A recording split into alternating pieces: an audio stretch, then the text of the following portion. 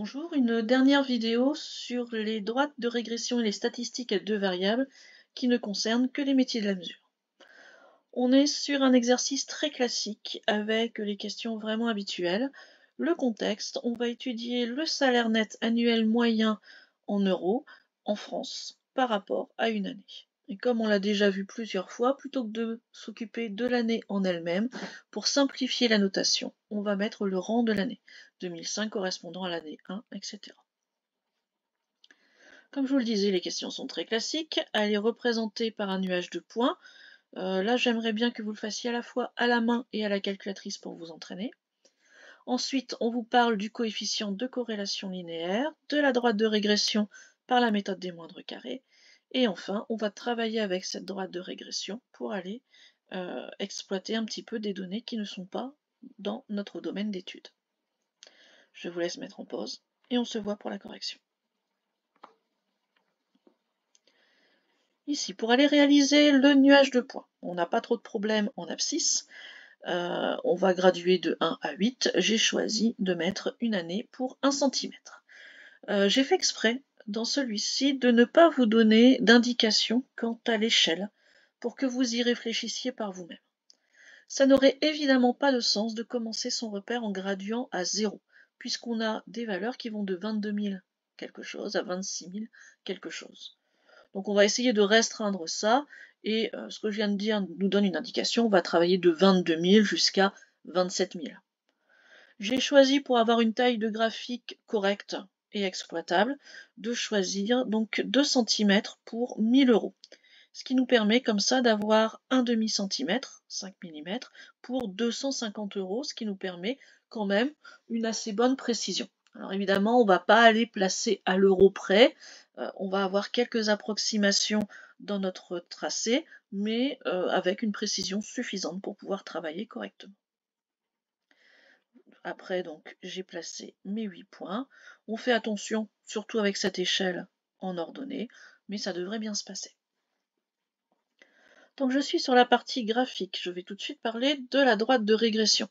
On verra lors des questions 2 et 3 que j'ai obtenu une droite de régression, et ici vous avez une valeur un peu approchée à la dizaine près, ou à la, oui, si à la dizaine près pour les deux en fait, pour avoir quelque chose quand même d'exploitable au niveau du graphique. Encore une fois, ça n'a pas beaucoup de sens sur notre graphique de travailler à l'euro près. Pour aller tracer cette droite, le plus simple, c'est de se prendre 2 points de repère. Et c'est ce que j'ai fait ici. Normalement, sur une copie, ça ne devrait pas apparaître, ces points rouges, mais c'était pour vous montrer ce que j'avais placé moi. J'ai tout d'abord travaillé avec x égale 0. À ce moment-là, je suis arrivé à 21 900. Et ce 21 900, je l'ai placé sur l'axe des ordonnées. J'aurais pu me permettre de prolonger l'axe. C'est en fait l'ordonnée à l'origine. Ensuite, j'ai pris x égale 10, donc j'ai fait 540 fois 10, ça fait 5400.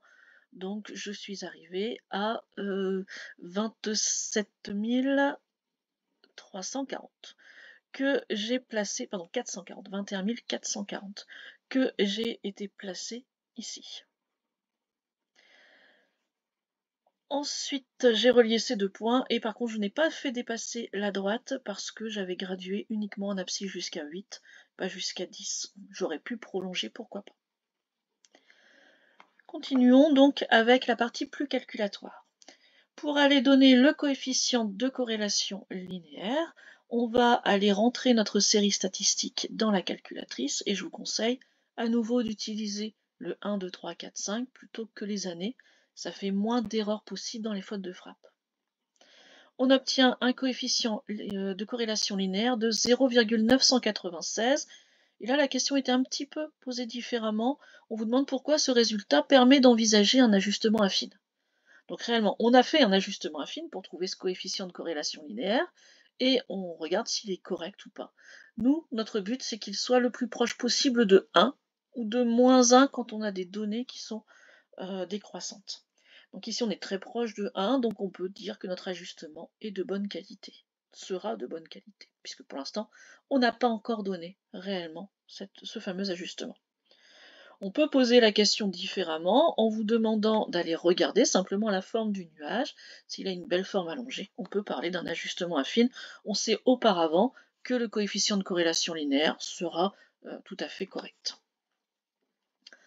À la question 3, on vous demande cette fois-ci donc de donner l'équation de la droite par cette fameuse méthode des moindres carrés. Notre droite de régression va donc être y égale ax plus b, avec les petits a et petits b que vous trouvez dans vos calculatrices. Faites attention dans tous ces exercices-là aux arrondis.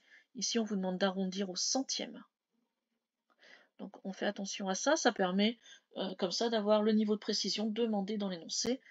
Ici, c'était cohérent, ce sont des euros, donc comme ça on arrive au centime. Ça n'a pas beaucoup de sens d'aller plus loin.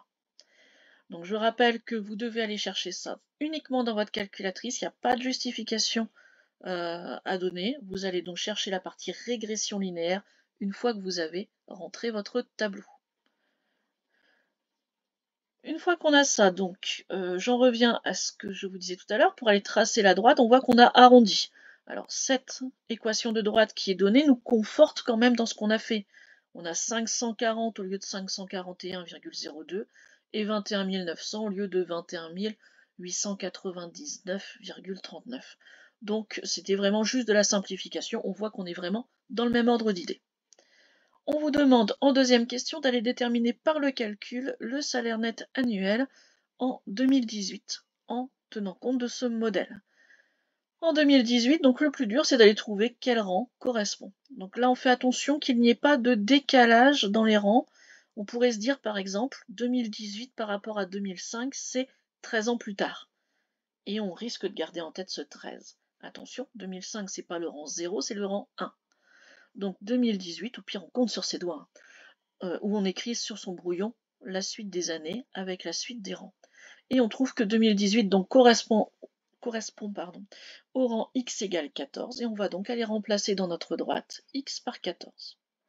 On obtient 29 460 qui sera donc notre salaire annuel moyen en euros. J'aurais pu faire une petite phrase de conclusion, ça aurait été beaucoup mieux pour la compétence communication.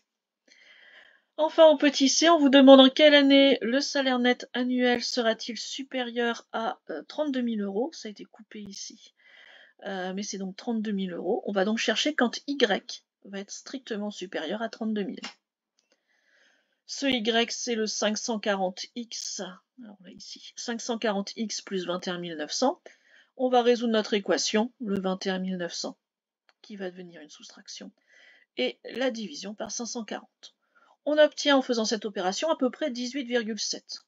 On n'oublie surtout pas que x ici, c'est le rang d'une année, donc ça doit être un nombre entier.